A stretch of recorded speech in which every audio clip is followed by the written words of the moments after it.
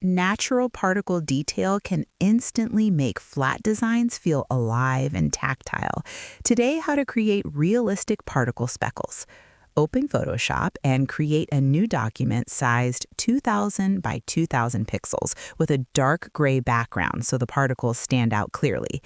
Add a new layer, fill it with black, then go to Filter, Noise, Add Noise, and set amount to about 70% with Gaussian and monochromatic selected.